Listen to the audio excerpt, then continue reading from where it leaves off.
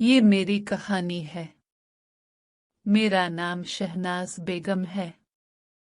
मेरी उम्र इस वक्त 36 बरस है और मुझे शादी किए हुए 12 साल हो चुके हैं।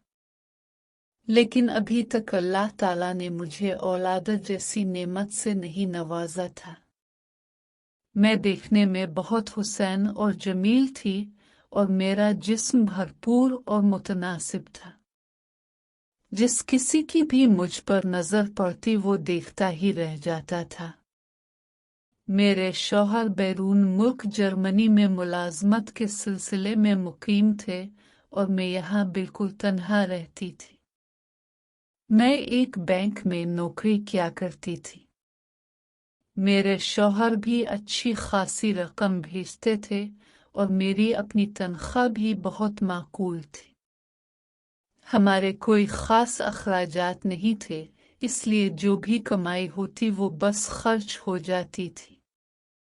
मेरे शौहर अपने वालिदैन की इकलौती औलाद थे और उनके वालिदैन का भी इंतकाल हो चुका था, इसलिए जब मैं यहाँ अकेली होती थी तो घर में कोई और नहीं होता था।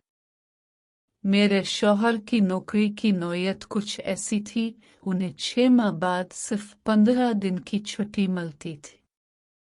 1 साल बाद वो महज 15 दिन के लिए घर आते थे और इतने कम वक्त में मेरी दिल की ख्वाहिश पूरी नहीं हो पाती थी। उनके जाने का वक्त आने से पहले ही दिल भर जाता था। अब एक अकेली औरत इस सूरत हाल में और क्या कर सकती है। नौकरी भी ऐसी थी कि वो मुझे साथ नहीं ले जा सकते थे और नौकरी छोड़ भी नहीं सकते थे क्योंकि एक बेहतरीन मुलाजमत थी और उनके मुस्तकबिल के लिए इसमें बहुत तरक्की के मौके थे। इस मजबूरी की वजह से मैं उनसे कुछ कह नहीं पाती थी। खैर, मैं जिस बैंक में काम करती थी वहाँ एक लड़का था जिसका नाम हारिस था। वो एक गरीब घराने से ताल्लुक रखता था, लेकिन शक्ल उस सूरत का बहुत खूबसूरत था और उसकी उम्र महज 16 बरस थी। वो दफ्तर में छोटे मोटे काम किया करता था, जैसे चाय लाना, सामान ले आना और सफाई सुथराई का ख्याल रखना। वो बहुत मेहनती और फर्ज शनास था, मगर उसकी तनख्वाह बहुत मामूली थी। मुझे इस लड़के की हालत देखकर बहुत तरस आता था। एक बार दोपहर के खाने के वक्त के दौरान मैंने इसे अपने दफ्तर में बुलाया। शदीद गर्मी का मौसम था और वो पसीने में शराबूर था। मैंने इसे अपने पास बुलाकर खाने की मेज पर अपने बराबर बिठा लिया और इससे कहा कि मेरे साथ खाना खाओ। वो इनकार करते हुए कहने लगा कि मैं आपके साथ नहीं खा सकता, हम गरीब लोग हैं और आप अमीर हैं। लेकिन मेरे बहुत इसरार करने पर आखिरकार वो मान गया और मेरे पास बैठ गया। मैंने इससे इसके घर के हालात पूछने शुरू किए। इसने बताया कि इसके वालिदैन का इंतकाल हो चुका है, इसकी वालिदा बीमार रहती हैं और उसकी 3 बहनें हैं जो शादी के काबिल हैं, मगर पैसों की कमी की वजह से वो अपनी इस जिम्मेदारी को पूरा करने से कासिर है। ये सब बातें करते करते इसकी आंखों में आंसू आ गए। मैंने आगे बढ़कर उसके आंसू साफ किए और इसे तसल्ली दी कि हिम्मत रखो, अल्लाह ताला जरूर सब कुछ ठीक फरमा देगा। वो लड़का गांव से आया हुआ था और हर रोज शाम को अपने घर वापस जाया करता था। मैं दिल ही दिल में सोचने लगी कि ऐसा क्या किया जाए कि उसकी मदद भी हो सके। फिर मेरे जहन में ख्याल आया कि क्यों न उसे अपने घर में मुलाजिम के तौर पर रख लिया जाए। वो बैंक से 5 बजे छुट्टी होने के बाद अपने गांव जाया करता था। मैंने इससे बात की कि वो हफ्ते में सिर्फ 1 दिन अपने गांव जाए और बाकी 6 दिन मेरे घर में मेरे काम में मदद करे। इसके बदले में मैं इसे माहाना तनख्वाह भी दूंगी। मेरी बात सुनकर वो कहने लगा कि वो अपने घर वालों से बात करके बताएगा। 2 दिन बाद वो आया और कहने लगा कि वो राजी है। अब वो हफ्ते में 1 दिन अपने घर जाता और इतवार की शाम वापस आ जाता था। अब वो सुबह मेरे साथ बैंक जाता और शाम को मेरे साथ वापस आता था। सारा दिन बैंक में काम करने के बाद वो घर के कामों में भी मेरी मदद करता था। जो भी सामान मुझे बाजार से मंगवाना होता वो ले आता और घर आकर बावर्ची खाने में भी हमेशा मेरी मदद करता था। मुझे यूं महसूस होने लगा जैसे वो मेरा कोई अपना है, क्योंकि मेरे शौहर मेरे लिए वक्त ही नहीं निकाल पाते थे।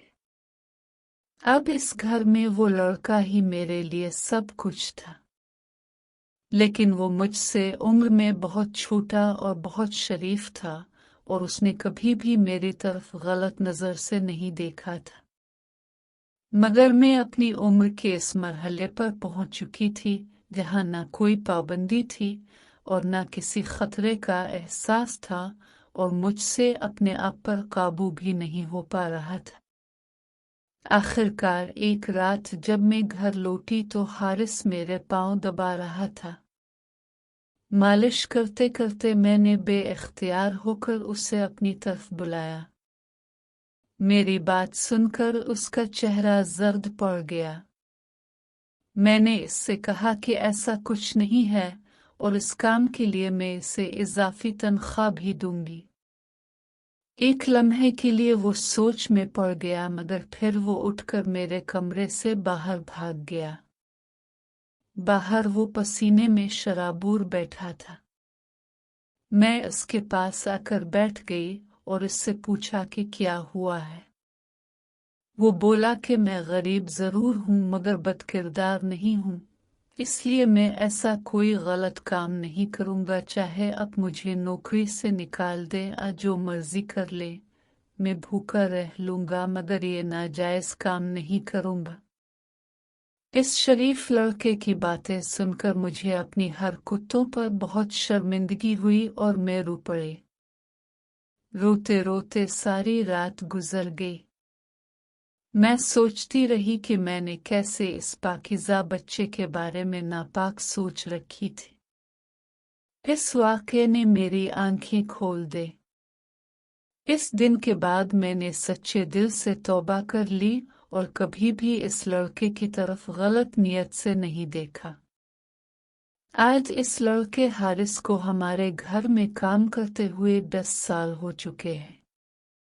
मैंने खुद उसकी बहनों की शादियां करवाईं और अब उसकी शादी के लिए भी एक अच्छी लड़की देख रही थी। मैंने अपने घर के अहाते में ही इसके लिए छोटा सा लेकिन निहायत आरामदेह कमरा भी बनवा दिया था। अब वो मुकम्मल तौर पर शहर में मुंतकिल हो चुका था। सुबह वो मेरे साथ बैंक जाता और शाम को घर के काम करता और फिर अपने कमरे में जाकर सोता। शहनाज बेगम की जिंदगी में हारिस की आमद ने एक ऐसा मोड़ पैदा किया जिसकी इसने कभी तवक्को नहीं की थी। जहां पहले इस घर में तन्हाई थी, वहां अब इस लड़के की मौजूदगी ने सुकून भर दिया था। जब भी इसका शौहर जर्मनी से आता तो वो हारिस की दियानतदारी और मेहनत देखकर बहुत खुश होता और कहता कि ये लड़का हमारे घर का हिस्सा है। वक्त गुजरता गया और हारिस बड़ा होता गया, मगर उसकी दियानत और शर्म बरकरार रही। बैंक वालों ने भी इसे क्लर्क की मुस्तकिल नौकरी दे दी। ये सुनकर शहनाज बेगम बहुत खुश हुई। इसने हारिस की बहनों की शादियों में मदद की और उनकी हर जरूरत पूरी की। लोग कहते थे कि इसने एक पूरे खानदान की कफालत की है। हारिस अब मुकम्मल तौर पर तन्हा रह गया था, इसलिए इसके लिए घर के साथ एक अलग कमरा बना दिया गया। अब वो इज्जत की जिंदगी गुजार रहा था। एक दिन शहनाज बेगम ने इसकी शादी